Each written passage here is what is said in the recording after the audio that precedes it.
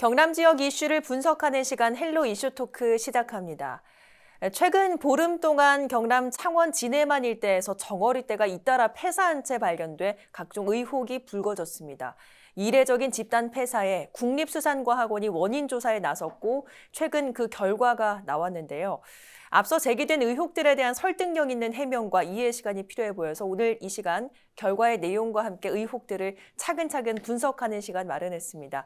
오늘 두 분과 함께합니다. 해당 지역구 의원이자 이번 사태의 다양한 분석으로 의견 내고 있는 환경공학 박사 전웅표 창원시 의원 나오셨고요. 사단법인 한국수산업경영인 경상남도 연합회 박노현 사무처장 함께합니다. 어서 오세요. 네, 반갑습니다. 반갑습니다. 이번 사태에 대한 결과가 나왔습니다. 결과 중에 핵심 내용 좀 짚어주시죠. 네, 그렇습니다. 이게 9월 30일 날 구산면에 제일 처음으로 발견됐던 정어리 폐사 사건입니다.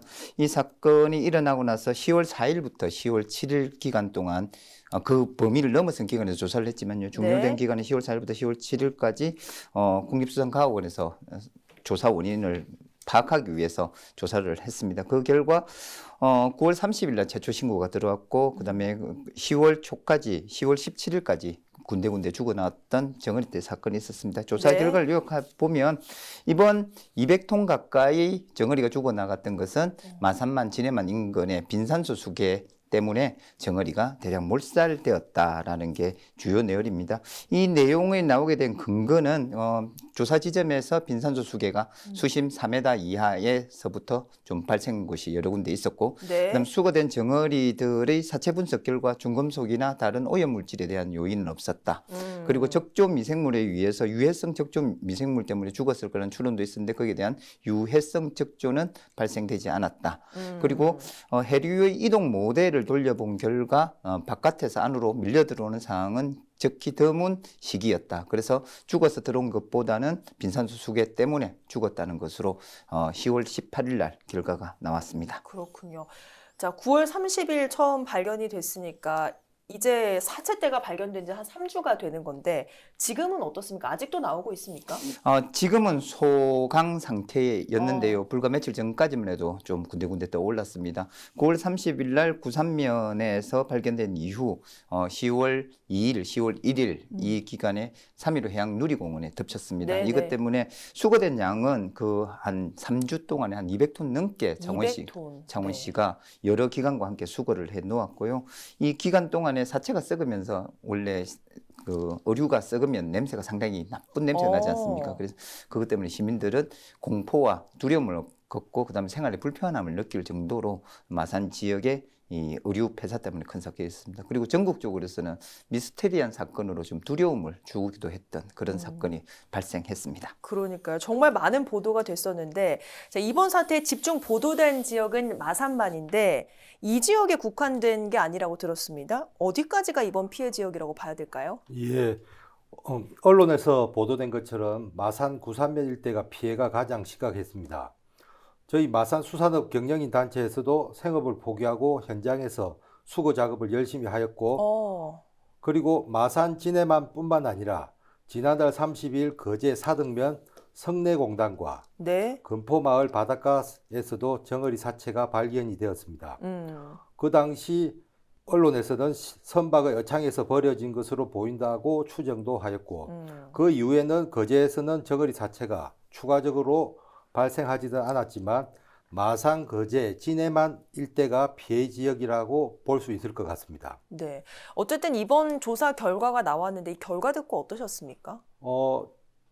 그 부분도 상당히 무게를 두고 이해를 하지만은 또 그 외에 다른 부분도 조금 더 조사를 해봐야 되지 않을까 그렇게 생각하고 있습니다. 네. 사실은 이 빈산소 수계가 네. 이 정어리떼에만 한정된 피해를 주는 것이 아니기 때문에 조금은 뭐 이런 결과 듣고 걱정되는 부분도 있으셨을 것 같은데 어떠셨어요? 많은 양이 폐사를 하게 되면 이제 폐기물이 되기 때문에 이 부분이 우리 생활하는데 아주 피해가 많습니다. 하여튼 뭐 30년 만에 이렇게 정어리가 많이 포획이 되고 하니까 우리가 이제 뭐 그 행정에서도 크게 대책을 세워야 될 것 같습니다. 이런 일이 생기지 않도록. 네. 자, 어쨌든 잠깐 이제 사무처장께서 언급을 해주긴 하셨습니다만 실제로 결과가 나오기 전까지 여러 의혹들이 좀 제기가 됐었습니다. 종합적으로 봤을 때 두 가지 정도로 축약이 되는데 결과는 나왔지만 원인으로 이번에 나오지 않은 또 하나의 이 추측에도 전문가 분석이 좀 필요해 보이는데 먼저 저희가 제기됐었던 그 원인 두 가지 말씀을 해주시죠. 네, 마산만 인근에서 이 사체가 발견되기 이전 하루 전날에 거제에서 이런 사건이 발생했습니다. 거제에서 그래 최초에 발표했던 게 혼액으로 많이 잡혀 있던 정어리를 네. 방류했다라는 보도가 있었습니다. 그래서 1차적으로 의심하고 그게 하나의 원인으로 지목받는 게 많이 잡혔던 정어리가 네. 가공이나 그다음에 팔로 그리고 저장 보관이 불편한 상황이 되니까 바닷가에 방류를 했다. 그 방류되었던 개체 수가 밀려 들어오면서 죽지 않았냐라는 혼액으로 가다하게 잡혔던 정어리를 방류했다는 설이 있었고요. 그다음에 이 설을 과 함께 빈산소 수계다 마산만 인근과 진해만 인근 같은 경우에는 반폐쇄성 해역이고 해수 유동이 좀 잘 안 되는 곳입니다. 이것 때문에 빈산소 수계로 가장 악명을 떨치는 지역이었습니다. 네. 그래서 적조 문제도 많았고 다른 환경적인 오염이 많았던 지역이 이 지역이었습니다. 그래서 빈산소 수계 두 가지 원인이 이번 사건의 결론이 나오기 전에 주된 추측됐던 원인으로 지목되었습니다. 네. 말씀해 주셨다시피 이번에 원인은 두 가지로 좀 추측이 됐었습니다. 하나는 빈산소 수계, 또 하나는 바다에 방류하는 것, 이것이었는데 결론은 물론 빈산소 수계로 나왔지만 앞서 좀 언급을 하셨다시피 실제로 바다에서는 어민들이 어획 후에 방류하는 수산물이 꽤 많다고 들었습니다. 어떻습니까? 예, 저는 먼저 10월 18일에 수산과학원에서 발표한 산소 부족에 의한 질식에 일단 무게를 두겠습니다. 그리고 그 발표 이전에 뭐 전어를 잡으려다가 정어리 떼를 만나 정어리를 대량 어획했으나 뭐 이렇게 전어 외에 필요하지 않으니까 뭐 방류를 하였다. 네. 그리고 뭐 저장할 공간, 냉동 창고 등이 부족한 어민들이 바다에 그대로 방류를 하였다 등. 그리고 멸치 어선에서 뭐 멸치 외의 어종을 잡은 것이 단속 대상이 되기 때문에 혼액된 정어리를 방류했다는 제보 등이 있습니다. 제보가 있다고요? 예. 그럼 이제 제가 직접 보지를 않았으니까 네. 말씀들을 하시길래 이러한 부분도 확인해 볼 필요가 있을 것 같습니다. 그럼 지금이 정어리가 많이 나는 시기입니까? 어떻습니까? 앞서 말씀드렸듯이 저희 뭐 남해안 일대 이쪽에는 뭐 정어리가 이렇게 많이 어획이 되지 않았습니다. 기존에는요? 예. 한 30년 만에 이렇게 뭐 많이 들기는 처음이라고 어르신들도 그렇게 말씀을 하시고 일단 정어리는 봄, 여름이 제철이고 7, 8월에 가장 매우 기름지고 뭐 맛이 좋습니다. 예. 그렇군요. 그렇다고 보시면 될 것 같습니다. 알겠습니다. 예. 자, 어쨌든 두 분의 판단이 좀 궁금해서 전홍표 의원께도 여쭤보겠습니다. 어선에서 방류한 정어리떼 사체가 밀려온 것이 이번 사태의 원인이다. 이런 추측에 대해서 어떤 입장이신지요? 저는 하나의 가설로서 적합한 가설이 아닌가라고 생각하고 있습니다. 일단은 빈산소 수계로 단정 짓기에는 몇 가지 퍼즐이 맞춰지지 않는 부분이 네. 있기 때문에 그렇습니다. 우선 첫 번째 퍼즐은 빈산소 수계에 가장 영향을 받는 것이 가두리 양식장이나 우리 홍합 네. 그리고 굴 이렇게 한 곳에 움직이지 못하고 정체된 상태에서 기르는 어업이었습니다. 근데 빈산소 수계의 원인이라고 하면 그 홍합 양식장의 비해 사례 네. 그리고 미더덕이나 오만둥이 우리 많이 키우지 않습니까? 네. 그렇죠. 멍게도 많이 키우고 있습니다. 이런 장에서 가두리 양식장에서 피해 사례가 보고되어야 됐습니다. 네. 그리고 이번에 정어리 떼만 죽었다는 것도 하나의 의구심을 갖는 것 중에 하나입니다. 약 1% 미만의 다른 어종들이 들어가 있기는 했지만 약 99% 정도의 폐사된 물고기가 정어리였습니다. 네. 빈산소 수계가 과연 하나의 물고기를 타겟팅해서 다 죽일 수 있는가에 대한 의구심은 해결되지 않은 부분입니다. 이 국립수산과목에서는 왜 특정 어종이 그렇게 빈산소 수계에 약한 것인지에 대한 답변이 있어야 빈산소 수계에 대한 원인이 명확하지 않는가 생각합니다. 그러니까 이번 바다에 대한 빈산소 수계 원인이라는 결과뿐만 아니라 정어리 때만 빈산소 수계에 좀 약한 원인도 함께 밝혀졌어야 된다. 이런 말씀이십니까? 그렇습니다. 예. 저는 그렇게 생각하고 있습니다. 그러니까 실제로 저희 마산에서는 홍합이나 뭐 굴 이런 것들이 빈산소 수계로 좀 많은 피해를 봤던 경험이 있지 않습니까? 그런데 그렇습니다. 지금까지는 그런 상황이 보고가 되지 않고 있는 거죠. 그렇습니다. 지금 만일에 빈산수 수기였다라고 하면 네. 홍합 양식, 굴 양식 그리고 멍게를 양식하시는 분들의 우리가 빈산수 수기 때문에 피해를 입었다라는 피해 조사가 있어야 될 것 같습니다. 그렇군요. 자, 아직은 그런 소식은 들려오고 있지 않은 그런 상황인데요. 근데 이 바다에 물고기 사체를 방류를 해도 뭐 법적으로 처벌되거나 그런 것은 위법인 것은 아닌 거죠. 예, 위법이 아닙니다. 버린다는 개념이 아니고 방류라고 생각하시면 될 것 같습니다. 네. 현행 폐기물 관리법에 따르면 죽은 물고기 등 동물의 사체는 폐기물로 분류되어 버리지 못하게 되어 있으며 이를 위반할 경우 과태료 등의 처분을 받을 수 있습니다. 그러나 현행법상 혼액, 포획, 채취 금지 물고기 등은 방류함으로써 채취 전 상태로 회복할 수 있다고 하는데 예, 어업의 종류가 다양한데 이 부분이 의심스럽습니다. 뭐 예를 들어 낚시로 잡은 물고기는 네. 방류를 할 수 있지만 그물을 이용하여 대량으로 잡는 어선들은 어획과 동시에 죽은 상태로 올라오기 때문에 혼액, 포획, 채취 금지 어획물은 죽은 상태로 바다에 버려지는 거, 방류하는 것입니다. 네. 예, 버리지 않고 가져오면 단속에 걸리기 때문이고 이처럼 어업인들이 의도하지 않았던 종이나 작은 크기 수산 생물이 잡히는 것을 부수 어획인데 네. 이 부분에 대해서 좀 더 현실성 있는 법 개정이 필요하다고 봅니다. 그러면 사체를 버리는 것은 처벌 대상이 되는 건가요? 그 부분이 애매모호합니다. 우리가 이렇게 건물에 들었을 때 바로 이렇게 이게 잘못 잡혔네 하고 버리는 경우에는 뭐 죽었거나 상관없이 그런 거는 방류라고 생각할 수 있는데 이렇게 이제 건물에 잡아서 뭐 이런 통이라든지 이런 걸 이용해서 뭐 또 버리게 되면 그 부분이 그러니까 좀 애매모호한 부분이 있습니다. 그렇군요. 자, 어쨌든 이번에 빈산소 수계로 원인이 밝혀진 건 역시 올 것이 왔다. 이런 반응도 있습니다. 앞서 잠깐 이야기를 했지만 진해만 앞바다에 빈산소 수계로 인한 어떤 사태들이 많이 발생해 왔기 때문에요. 지금 그러면 마산 앞바다 상황 저희가 어떻게 좀 판단을 해봐야 되는 겁니까? 빈산소 수계의 위험성은 전 세계 가장 어느 바다보다 높은 곳이 마산만과 진해만 인근입니다. 그 정도로 위험도가 예, 높습니까? 그렇습니다. 일단은 빈산소 수계의 원인은 육상에서 기인되었던 민물, 우리가 바닷물이 말고 이 강물들이 들어와서 강물이 덮은 상태에서 이렇게 해류의 유동이 잘 되지 않는 곳에서 일어납니다. 네. 마산만을 지도로 잘 살펴보시면 전국에서 가장 내만 깊숙이, 육지 깊숙이 이렇게 들어와 있는 바다입니다. 그렇기 때문에 육상에서 내려오는 영향물질, 오염물질이 가장 영향이 많은 곳이고요. 그 다음에 해수의 유동이 적기 때문에 바다 아래층에 있는 뻘층이 가장 손쉽게 썩을 수 있는 곳입니다. 그렇기 때문에 대부분의 빈산소 수계의 시작을 알리는 곳이 마산만 인근이었고 횟수로 봐도 가장 많은 빈산소 수계가 나타난 것도 우리 마산만 인근이었습니다. 그래서 뭐 어느 순간에 빈산소 수계가 일어난다고 해도 별로 의아심이 들지 않은 곳이 우리 마산만 지역이기는 합니다. 그렇군요. 예, 그래서 이 빈산소 수계 때문에 뭐 양식장의 피해는 해년 해마다 기하급수적으로 늘어나는 곳이 우리 지역이기도 하고요. 자, 그런데 앞서 말씀을 해주셨어요. 정어리 때만 피해를 입은 것에 대한 분석이 좀 빠진 것 같다. 이런 지적해 주셨는데 실제로 이 결과를 듣고 의아하게 생각하는 분들이 굉장히 많습니다. 그 근거가 마산만 도섬 일대에 갈치가 많이 잡히고 있어서다. 뭐 이런 말씀이 있는데 이거는 어떻게 저희가 좀 설명을 할 수가 있을까요?